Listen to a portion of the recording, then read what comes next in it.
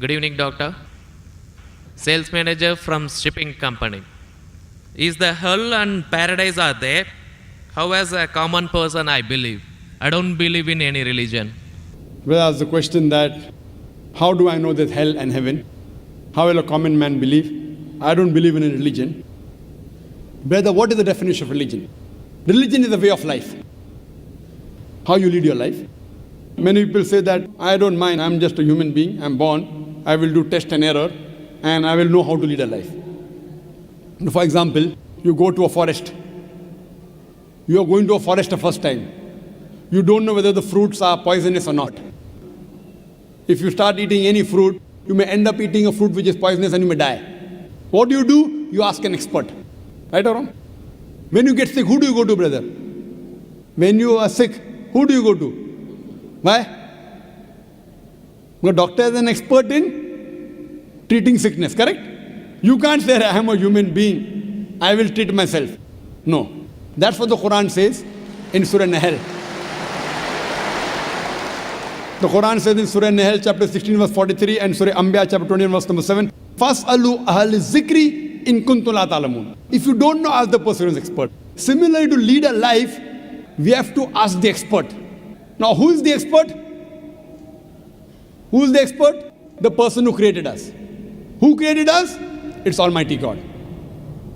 So, we have to follow the commandment of Almighty God. If you do not believe in Almighty God, you should listen to my video cassette, Is the Quran God's Word? Where I have proved logically and scientifically the existence of Allah subhanahu wa ta'ala. If you are an atheist, are you an atheist, brother? Are you an atheist? Pardon me? Are you an atheist? No. Not an atheist. So what do you? Do you believe in God? Actually, I believe in the power. But Fine. That means you believe in God. You I want to call believe- it power, you want to call it supernatural, you believe in God. it's like I believe something. but Something. You that don't is- know the name. That name is God. You may call it power, you may call it anything. If you don't believe in God, then you listen to my video cassette, Is the Quran God's Word? If you don't know who that power is, yet you listen to my cassette, Is the Quran God's Word? Where I have proven scientifically, undoubtedly, existence of Allah subhanahu wa ta'ala, and the Quran is the word of Almighty God. Now coming to your question. If you say about power, that means you believe in a religion. Because religion, by definition, according to Oxford Dictionary, religion means a belief in a supernatural controlling power. Power word is there. That means you believe in a religion. Religion, according to Oxford Dictionary, means a belief in a supernatural controlling power, a personal God or gods that deserve obedience and worship. That means you believe in religion, you don't know the definition of religion. So don't say, I don't believe in religion. Religion is English word, brother. Religion is English word. If you open the Oxford Dictionary, it says religion means a belief in a superhuman controlling power, and you believe in a power. Or a personal God or God that deserve worship or obedience. To know more about that power, you see my video because it is the Quran God's Word. Now coming to your question, basic question, how will I prove that there is hell and heaven? Now if you hear my video cassette, I have proved many scientific aspects in the Quran. If you use science to the Quran, what we come to know that whatever the Quran has said today, 80% can be proved to be 100% correct scientifically. Quran speaks about various scientific facts, which we came to know recently. It speaks about astronomy, it speaks about the spherical nature of the earth, it speaks about the Big Bang, it speaks about the light of the moon is not its own reflected light, it speaks about the water cycle, it speaks about biology, it speaks about botany, it speaks about zoology, it speaks about embryology, all these things. Now, today is the age of science and technology. If we put this test of science to the Quran, what we come to know, 80% whatever the Quran has said is 100% perfectly correct. The balance 20% is ambiguous. Neither right, neither wrong. Out of that 20%, not even 0.01% has been proved to be wrong by scientific fact. It is ambiguous. So what my logic says, when 80% is 100% correct, and not even 0.01% of the 20% is proved wrong, so my logic says that inshallah, even that 20% will be correct. It's a logical belief. I being a medical doctor, Quran speaks about astronomy, embryology, genetics, everything perfect. Then you ask me, brother, you being a doctor, you believe in hell? believe in heaven? You believe in jinn? You believe in life after death?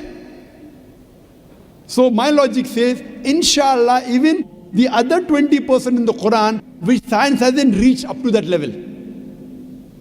Science cannot prove it. Maybe science will prove 50 years later or 10 years later. But today science hasn't reached that level. So in this way, I believe whatever 20% which science hasn't proved to be right or wrong, inshallah even that will be right. This is one way to prove about hell and heaven. There's another way, simple way, without reading Quran. Brother, I am asking a simple question. Is robbing good or bad? Robbing is good or bad? Robbing is bad. Bad. Yeah. Raping a girl is good or bad? No, bad. Bad. Okay, now I am asking you a question. Logically, I suppose happen to be the biggest mafia. Hypothetically. I am a big robber. You prove to me logically and scientifically. I am a very logical person. I am a scientific person. I am a logical person and scientific person. You prove to me why robbing is bad for me and I will stop robbing. Only one reason you give me, one good reason why robbing is bad for me and I will stop robbing. It hurts others. It hurts people. It hurts others. What difference does it make to me? If it hurts, if I rob 1,000 riyal, it is benefiting me. I can see movie. I can go to a 5-star hotel. What difference does it make whether it hurts others? Does it hurt me? I told you, prove to me why it is bad for me, not for others. I am least bothered about the others. Why is it bad for me? When I am robbing 1,000, if it hurts him, no problem. What difference does it make to me? If it hurts somebody else, does it make a difference to me? I can enjoy, I can see movie. I can eat chicken biryani. I asked you, give me one logical reason why it is bad for me, not why it is bad for others. I am a big mafia. I am powerful. I am a scientific person, logical person. Prove to me one good reason, logical, why robbing is bad. I will stop robbing. Come on. Another try, brother. Another try. One more try. Why it is bad? No answer. No answer. Try. There are 20, 30 reasons, 100 reasons you can give. Actually, as you said, the religion means the way of life. Not religion. Why robbing is bad? Tell me. Don't go to religion. No. I'm coming to the point. No, not point. First tell me why robbing is bad. We'll come back to your point afterwards. I'll come to your point afterwards. When that is the way of life. Not way of life. Tell me why robbing is bad according to you. Why it is bad for me, I will stop robbing. Up to me, it hurts others. So, but what difference does it make to me when it hurts others? Does it hurt me? Of course, why it is bad for me, not why it is bad for others. Once we come to the society, we have to face them. Okay, once we come to society, you have to face them. I'm facing them. What's what? Why it is bad for me? The society won't respect us. What difference does it make whether respect or not? I can eat chicken biryani. I can go and see a movie. I can go to a 5-star hotel. What difference does it make to me if society respects or not? Imagine someone respects society. The poor person doesn't have food to eat. He'll be happy? No. You require food to eat or not? You require food to survive? Only society respecting. The person is starving to death. In India, thousands of people are starving to death. What difference does it make? I must give me one good reason why robbing is bad. I stop robbing. Why it is bad for me? Can anyone else help him out? Why robbing is bad? Why robbing is bad?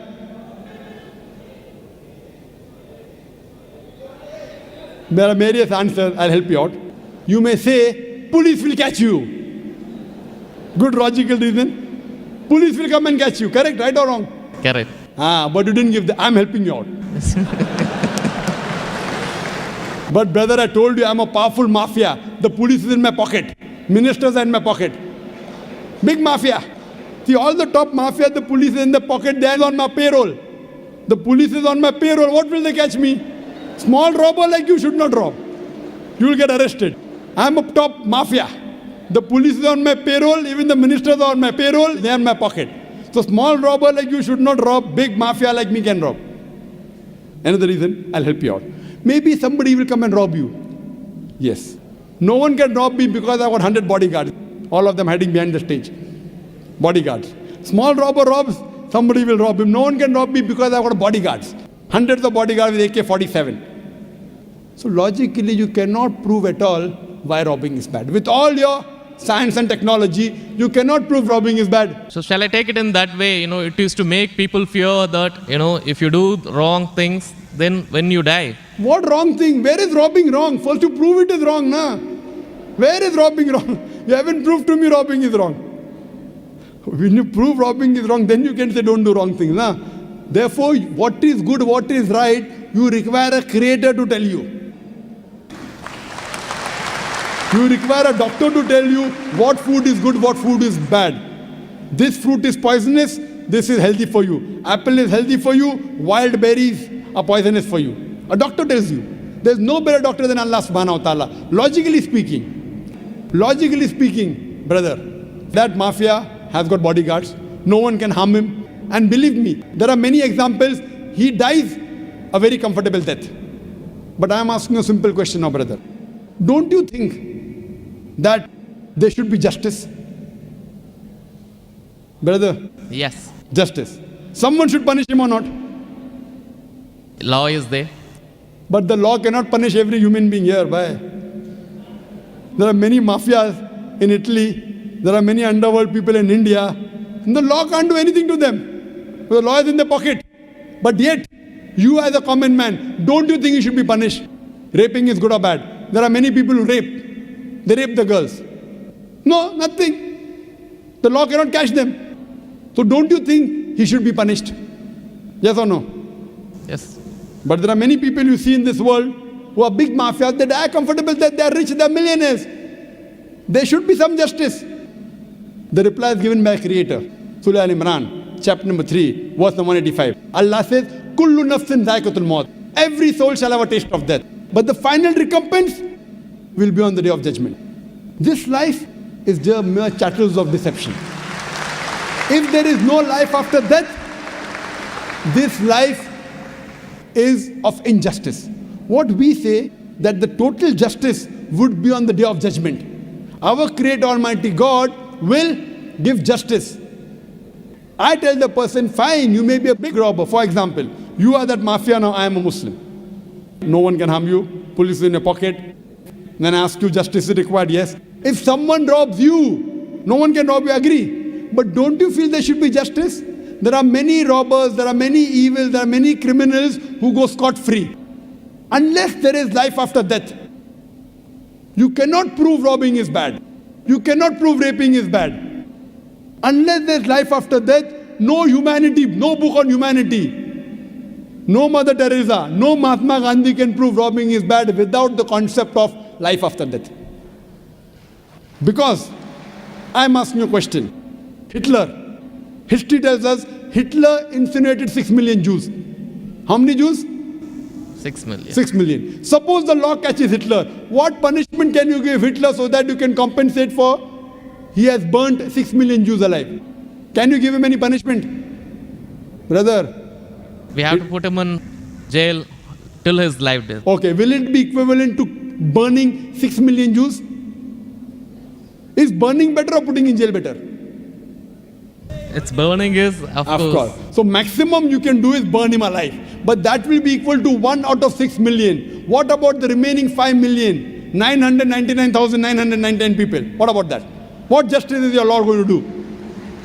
But the Quran says in Surah Nisa, chapter number 4, verse number 56, as to those who reject our signs, we shall cast them in the hellfire, and as often as the skins are roasted, we shall give them fresh skin so that they shall feel the pain. If Hitler killed 6 million Jews, Allah says he can put him into hellfire and give him fresh skin again. 6 million times Allah can burn him. Not here, in the hereafter, in the hell.